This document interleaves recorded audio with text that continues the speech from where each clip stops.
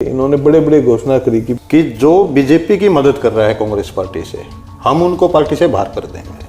अब आप budget session तक आ गए हैं तो कम से कम भूले बिसरे, अब इतना समय हो गया तो कम से कम ये काम तुरंत करना चाहिए। कांग्रेस इन सब चीजों को पहले समझ नहीं पाई या वो एक हवा में चल रही है? ऐसा लगता है कि प्रधानमंत्री गुजरात का है, प्रधानमंत्री का हरियाणा से में कोई रोल नहीं है, कोई भी रोल नहीं है।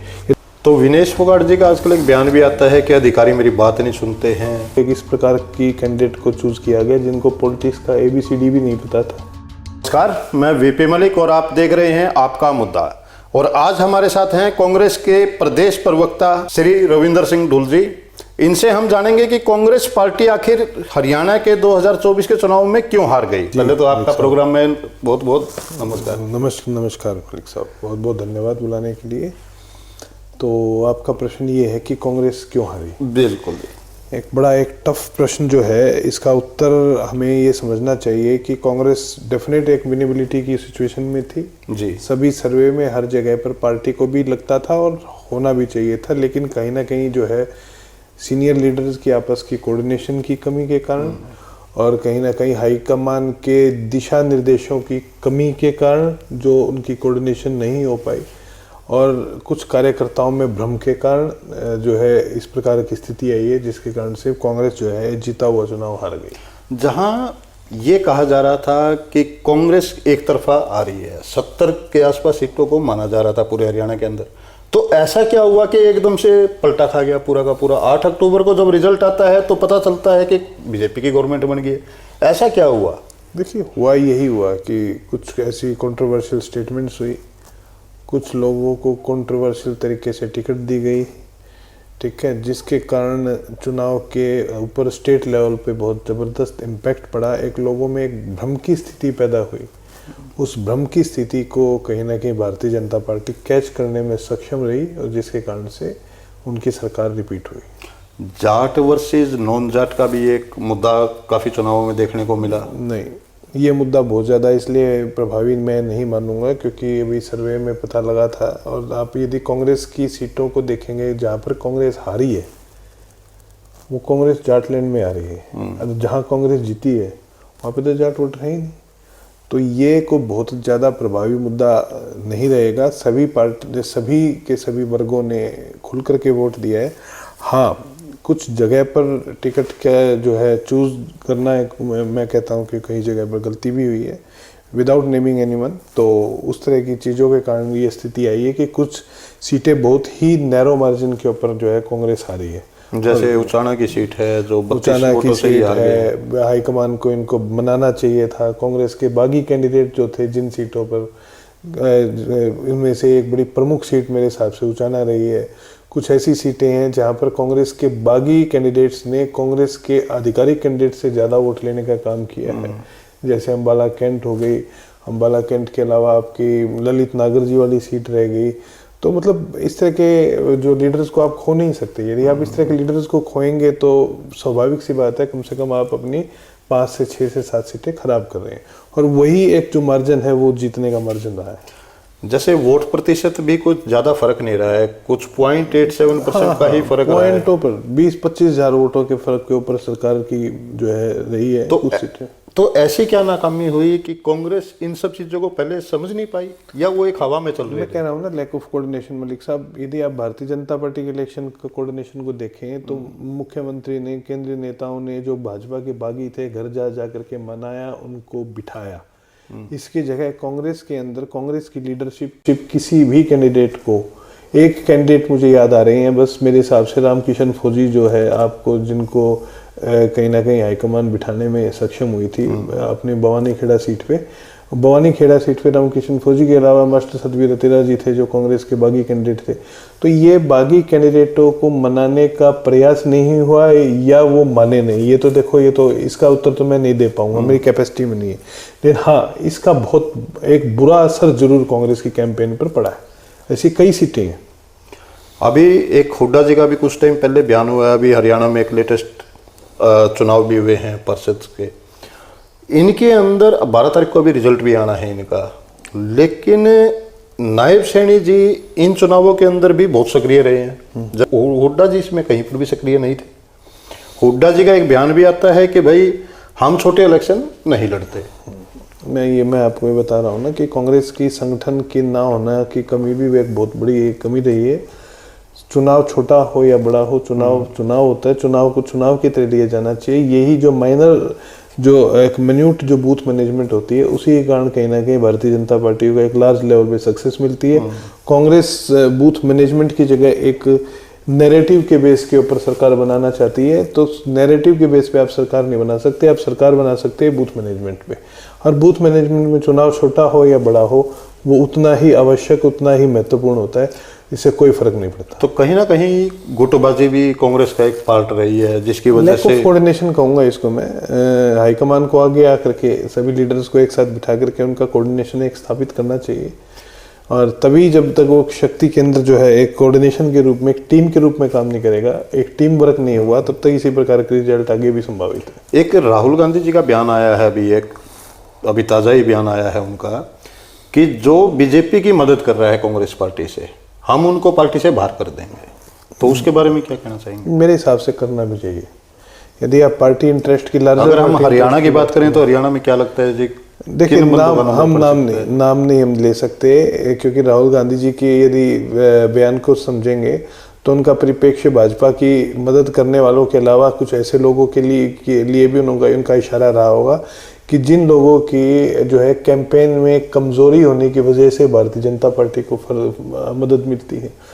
वहाँ पर गुजरात के अंदर मोरलेस जो उन्होंने बयान जो दिया है, वो गुजरात की कांग्रेस को लेकर के बहुत बड़ा ये बयान है, क्योंकि गुजरात के अंदर यदि आप देखेंगे, कांग्रेस लगातार 2 चुनाव जीती गुजरात के अंदर हारी है। और उसको मैं मानता हूँ कि वहाँ की लोकल लीडरशिप जो है वो या तो संभल नहीं पाई या जनता को समझ नहीं पाई। तो इसीलिए वो बयान वहाँ पे दिया गया है पार्टी को मजबूत करने के लिए, क्योंकि गुजरात के चुनाव आ रहे हैं। राहुल जी इस बात को जानते हैं कि गुजरात के चुनावों का नेशनल नैरेटिव में कितना फर्क पड़ेगा, इसलिए उन्होंने गुजरात पे फोकस किया और उसी के परिप्रेक्ष्य में ये बयान दिया।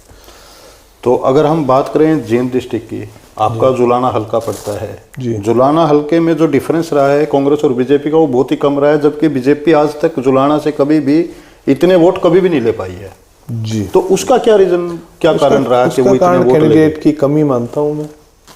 उसका कारण कैंडिडेट की कमी, उनके कैंपेन की एरोगेंस और उनको राजनीतिक नॉलेज ना होना, मैं इसका एक कारण मानता हूँ। एक इस प्रकार की कैंडिडेट को चूज किया गया जिनको पॉलिटिक्स का ABCD भी नहीं पता था, जिनके पास ना कार्यकर्ता थे, ना बूथ के ऊपर वर्कर थे, ना ही इनके पास में कोई एजेंट थे। कुछ केवल मात्र एक नेशनल नैरेटिव के बेस पे उन्होंने जो है काम किया है, और नेशनल नैरेटिव के बेस पे उन्होंने जो है ये बनाने की कोशिश करी है कि भाई यहाँ पे विनेश जी आएंगी, आकर के विधायक बनेंगी, तो उससे जो है प्रदेश के जो है चुनाव के ऊपर फर्क पड़ेगा।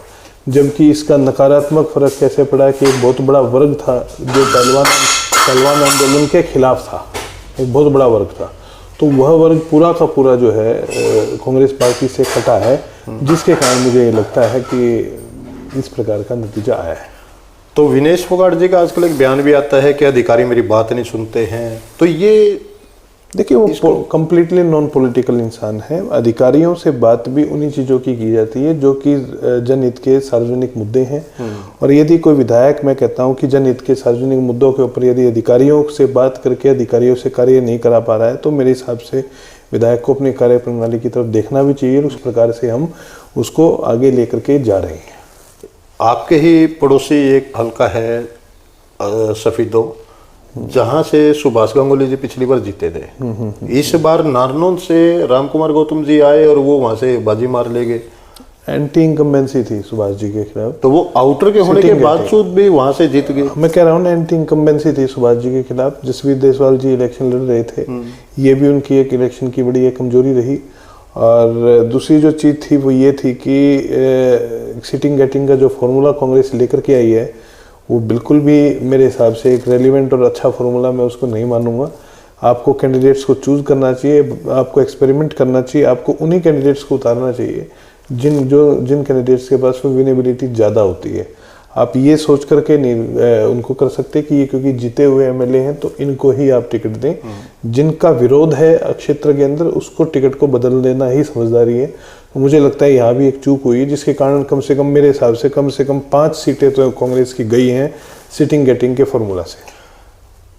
जो 20,000 रुपये आवेदन के टाइम पे 20,000 रुपये जनता से मांगे गए, उसके अंदर बहुत से आपकी जो संख्या थी वो बहुत ज्यादा बढ़ गई, कोई 2556 के आसपास आपकी संख्या होगी। तो उसका कितना प्रभाव रहा इस पूरे इलेक्शन में? आवेदन करवाना कांग्रेस की एक पुरानी कार्यप्रणाली रही है सालों से, 30-40 साल से। कांग्रेस कभी भी किसी चुनाव के अंदर आती है तो कांग्रेस हमेशा आवेदन कराती है और आवेदन करा के बायोडाटाज मांगे जाते हैं।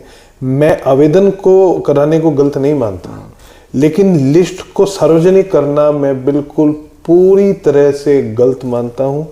मेरे हिसाब से हाईकमान को देखना चाहिए और उस व्यक्ति के खिलाफ या उस संगठन के खिलाफ कार्रवाई करनी चाहिए जिसने ये एक निजी लिस्ट को सार्वजनिक करके एक प्रकार से भारतीय जनता पार्टी को केक वॉक दे दिया कि जो लोग टिकट नहीं मिली, ये सब लोग असंतुष्ट हैं, ये इनके मोबाइल नंबर, आप इनसे संपर्क करिए, इनसे बात करिए, जिसके कारण इनका इलेक्शन के ऊपर मेरे हिसाब से बहुत ही ज़्यादा नकारात्मक जो फर्क पड़ा है वो इस लिस्ट के सार्वजनिक होने से पड़ा है। ये नहीं होनी चाहिए थी, मेरा अपना निजी सोच है। तो कांग्रेस पार्टी अब 2029 की तैयारी अभी से स्टार्ट करेगी या कुछ टाइम बाद लगेगी? तैयारी तो चल रही है। पहले कांग्रेस को हरियाणा के अंदर संगठन बनाना चाहिए। संगठन जब तक नहीं बनाएंगे तब तक कार्यकर्ता के अंदर ऊर्जा नहीं आएगी। ये बात कांग्रेस हाईकमान को समझ जानी चाहिए। अभी नेता प्रतिपक्ष की घोषणा भी नहीं कर पाएंगे, कम से कम वो तो घोषणा करिए। उसके बाद में जब सीएलपी को लीडर मिलेगा, विधायकों को दिशा निर्देश देने वाला नेता मिलेगा, वो तब जाकर के आप फील्ड के ऊपर उतरोगे। अभी तो विधायक दल को दिशा निर्देश देने वाले नेता ही नहीं कांग्रेस ने चुना है। अशोक अरोड़ा जी का, चंद्रमोहन जी का कई जगह से पहले नाम भी निकल के आया है कि शायद विपक्ष का नेता इन्हें बना दिया जाएगा। तो आप क्या समझते हैं कि कौन आने वाले टाइम में कौन बन सकता है? इस बारे में कहना, देखिए, पूरी तरह से हाईकमान का प्रेरोगेटिव है।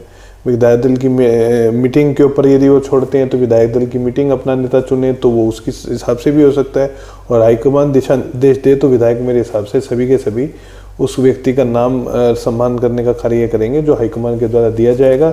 नाम किसी का भी हो, चाहे अशोक अरोड़ा जी हों, चाहे ये हों अपने चंद्रमोहन जी हों, चाहे भूपेंद्र सिंह हुड्डा जी हों, स्वयं कोई भी नेता बड़ा जो सिटिंग एमएलए है जो कांग्रेस को लगता है कि ये इस समय पर एक दिशा निर्देश देने में काबिल है, तो मेरे हिसाब से उनको नेता प्रतिपक्ष की तुरंत घोषणा कर देनी चाहिए। हाउस चल रहा है, बजट सेशन के अंदर अपोजिशन का लीडर ना होना मेरे हिसाब से एक नाकामयाबी ही मानूं। ये शायद फर्स्ट टाइम ही ऐसा हो रहा है, पहली बार देख रहा हूं, ऐसा नहीं होना चाहिए। विपक्ष का नेता ही अभी तक विधानसभा जब यदि आप संसदीय जो कार्य प्रणाली है उसको देखेंगे तो जो पहला सेशन होता है किसी भी हाउस का, फर्स्ट सेशन के दौरान जो है सदन का नेता भी चुनता है, प्रतिपक्ष का नेता भी चुनता है और अध्यक्ष भी चुनता है, स्पीकर जिसे कहते हैं जी। तो जब अध्यक्ष चुना गया और सदन का नेता मुख्यमंत्री के रूप में चुना गया तो विपक्ष का नेता क्यों नहीं चुना गया? ये तो पिछले सेशन में जब ओथ हुई थी तभी हो जाना चाहिए था। अब आप बजट सेशन तक आ गए हैं तो कम से कम भूले विषय, अब इतना समय हो गया तो कम से कम ये काम तुरंत करना चाहिए, नहीं तो नुकसान और भारी होगा। तो आपको नहीं लगता कि कांग्रेस इन सभी चीजों में बहुत ज्यादा लेट हो रही है? हाँ, और जनता का इसमें कहीं ना कहीं बहुत ज्यादा नुकसान हो रहा है। जब तक विपक्ष मजबूत नहीं होगा तब तक जनता का 100% नुकसान हो रहा है। इस समय पे कांग्रेस एक बहुत मजबूत विपक्ष की स्थिति में है। इतनी ज्यादा सीटें आई हैं, कोई थोड़ी सीटें नहीं होती हैं जितनी सीटें कांग्रेस लेकर के आई, 37 सीटें। बहुत बड़ा एक मैंडेट लेकर के आई है। आपके पास हरियाणा में 5 सांसद हैं। केंद्र के अंदर कांग्रेस बहुत मजबूती के साथ में कार्य कर रही है। तो कांग्रेस को इस समय पे तुरंत हरियाणा के अंदर दिशा निर्देश देना चाहिए और एक संगठन, अपना प्रादेशिक संगठन जो है उसकी तुरंत घोषणा करके आगे का कार्य करना चाहिए, वरना अभी दिल्ली और दूर है। तो बीजेपी पार्टी जो बूथ के ऊपर 50-50 वोटों के लिए जो ये फाइट करते हैं, तो क्या आप देख सकते हैं कि आने वाले टाइम में कांग्रेस भी उस तरीके से कर पाएगी? हो पाएगा यदि आप जो है संगठन बनाएंगे, प्रादेशिक स्तर पे जिला अध्यक्ष बनाएंगे, हल्का अध्यक्ष बनाएंगे, ब्लॉक के बनाएंगे, आप ब्लॉक के इंचार्ज बनाएंगे, सब चीजें जब आएंगी तो हो जाएगा। तो इसका फैसला राज्य में जो विपक्ष बैठा है वो करेगा या हाईकमान? एआईसीसी का प्रेरोगेटिव है, उनको ही एआईसीसी ही संगठन की घोषणा कर सकती है। तो मेरे हिसाब से एआईसीसी में इस समय पे इसका संगठन का जो एक प्रारूप जो है उनके पास में पेंडिंग है, विचाराधीन है, उनको उसके ऊपर विचार करके तुरंत उसकी घोषणा करनी चाहिए। चाहे वो कोई भी हो, फर्क नहीं पड़ता, इरेलीवेंट है। सभी नेताओं को बिठा करके एक टीम बना करके उनसे नाम लिए जाएं और जो एआईसीसी को उपयुक्त लगे उसे बनाया जाए। मेरा तो ये मानना है, ताकि संगठन का जितना नुकसान हो चुका है उतना और ना हो, इससे ज़्यादा। हरियाणा में एक और चीज आज अखबार में भी आया हुआ है कि हरियाणा के ऊपर कर्जा 7300 कुछ समथिंग मासिक उनकी इनकम है, जिसमें से वो कर्ज के रूप में बहुत बड़ी अमाउंट एक दे देते हैं और उनके पास पैसा बहुत कम बचता है। हरियाणा पे जो कर्ज है वो बढ़ता चला जा रहा है बीजेपी की। देखिए, कैपिटल एक्सपेंसेस जो है, कैपिटल एक्सपेंसेस लगातार कम हो रहे हैं और आपके बजट का 1/3 लगभग आप जो है उसके ऊपर खर्च कर देते हैं, अपना ब्याज के ऊपर और मूल के ऊपर जो आपका लेकर के आते हैं। तो अल्टीमेटली जनता को डेवलपमेंट के लिए जो चाहिए, जो एक्सपेंसिव इंफ्रास्ट्रक्चर का जो फंड होता है, वो डेवलपमेंट का फंड इस समय मेरे हिसाब से नहीं मिल रहा है और जिसके कारण सर्टेनली आज के दिन में मैं बड़ा एक विश्वास के साथ कह सकता हूँ कि भारतीय जनता पार्टी अपने हरियाणा के जो है एक बहुत ही एक काले भविष्य की तरफ छोड़ करके जा रही है और छोड़ रही है, जिसके पास में पंजाब की तरह उसका हाल हो जाएगा, जहाँ पे कर्ज ही कर्ज होगा, कुछ भी समझ नहीं आएगा कि भाई काम कैसे किया जाए। जहां जहां लगभग बीजेपी की गवर्नमेंट है पूरे भारत में, वहीं पर कर्जा ज्यादा क्यों बढ़ रहा है? उसका मेन रीजन क्या है कि कर्जे वहीं बढ़ रहे हैं जहां कांग्रेस की सरकारें हैं, वहां पर इतना ज्यादा कर्ज नहीं बढ़ पा रहा? वो इनकी फाइनेंस मैनेजमेंट के ऊपर डिपेंड करता है। यदि आप कर्ज लेकर के घी पीना चाहते हैं तो आप वे पिएंगे, और यदि आप एक बुनियाद खड़ी करके, इंडस्ट्रियल बुनियाद खड़ी करके आगे काम करेंगे तो वो करेंगे। जो अनफॉर्चुनेट क्या है कि हरियाणा के अंदर कोई भी इंडस्ट्री नहीं आ रही है। हरियाणा से इंडस्ट्रीज का आज भी पलायन जारी है। इन्होंने बड़े बड़े घोषणा करी कि भाई 5 लाख करोड़ का निवेश आएगा। मेरे हिसाब से मनोहर लाल जी मुख्यमंत्री थे तब MOUs का उन्होंने कराया था, गुड़गांव के अंदर आता है। वो एक्चुअल में होता है या नहीं होता है ये नहीं पता। गुरुग्राम की डेवलपमेंट यदि हरियाणा सरकार कहती है कि हरियाणा सरकार ने किया है, तो ऐसा बिल्कुल भी नहीं हुआ। गुरुग्राम की डेवलपमेंट करने वाला जो है वो है दिल्ली, क्योंकि दिल्ली NCR का वो पार्ट है। MOUs साइन किए जा रहे हैं लेकिन वर्किंग हो नहीं पा रही है। अभी नायब सिंह सैनी ने 12 डिस्ट्रिक्टों के अंदर एक इंडस्ट्रियल जोन बनाने की घोषणा की है कि 12 डिस्ट्रिक्टों के अंदर हम इंडस्ट्रियल जोन बनाएंगे। पंचकुला का भी लगभग जमीनें उन्होंने इंडस्ट्रियल जोन के अंदर डाल दी हैं। जब फैक्ट्रियां ही नहीं आ रही हैं तो इतने बड़े इंडस्ट्रियल जोन का कैसे क्या करेंगे? उसका क्या प्रारूप देखते हैं? मैं कह तो रहा हूँ ना, आपके पास में यही समस्या है। ये समस्या जो है, ये समस्या केंद्र की पॉलिसीज के अंदर भी है। यदि आप देखेंगे ना, केंद्र की पॉलिसीज जो हैं वो इस प्रकार की डिजाइंड है कि जो डेवलप्ड जो आपके स्टेट्स हैं, जैसे कि हरियाणा, डेवलप्ड स्टेट्स को इतने इंसेंटिव नहीं दिए जाते जितने डेवलपिंग स्टेट्स को, नए स्टेट्स को, जो गरीब स्टेट्स हैं जैसे बिहार, उनको दिए जाते हैं। तो इंसेंटिव्स की चीज़ों के ऊपर हरियाणा को केंद्र सरकार के साथ, केंद्र में भी इनकी सरकार है, प्रदेश में भी इनकी सरकार है, इनको मिलकर के एक कोऑर्डिनेशन बनाना चाहिए। उस कोऑर्डिनेशन के अकॉर्डिंगली ही जो है इंडस्ट्री सेटअप हरियाणा में हो सकती हैं। और जब तक इनका आपस का कोऑर्डिनेशन नहीं होगा तो वो इंडस्ट्रीज जो है ना, जैसे अब दे रही है ना, सारे देश की इंडस्ट्री सारे गुजरात में जा रही हैं। तो ऐसा लगता है कि प्रधानमंत्री गुजरात का है, प्रधानमंत्री का हरियाणा से में कोई रोल नहीं है, कोई भी रोल नहीं है। यदि देखें तो केंद्र सरकार हरियाणा के अंदर कोई भी ऐसा प्रोजेक्ट नहीं लेके आई है जब से सरकार आई है जिस प्रोजेक्ट को ये कह सकें कि आप एक अहम प्रोजेक्ट है। लेकिन यदि आप गुजरात में जाएंगे तो हर एक डिस्ट्रिक्ट में एक SEZ बना दिया गया। हर एक डिस्ट्रिक्ट, मैं वडोदरा जाता रहता हूँ तो वडोदरा के अंदर एविएशन का हब बना दिया। भाई एविएशन का हब वडोदरा बना देते, आप हिसार में बना दीजिए, करिए ना इंटरनेशनल एयरपोर्ट की घोषणा। हिसार से कहा जा रहा है कि 5 फ्लाइटें अभी स्टार्ट हो रही हैं, उड़ेंगी। देखो, वो तो हो रही हैं तो बहुत लंबे समय से चल रहा है। होता कुछ नहीं है, होता है तो हम उसका स्वागत करेंगे। मैं कहता हूँ बहुत अच्छी बात होगी, आप उसको करिए। आपने बनाया है, एक भी एयरपोर्ट नहीं। आप देखिए गुजरात में कितने 10 से ऊपर एयरपोर्ट है। गुजरात के अंदर 10 से ऊपर डोमेस्टिक एयरपोर्ट है, हरियाणा के अंदर एक भी एयरपोर्ट नहीं है।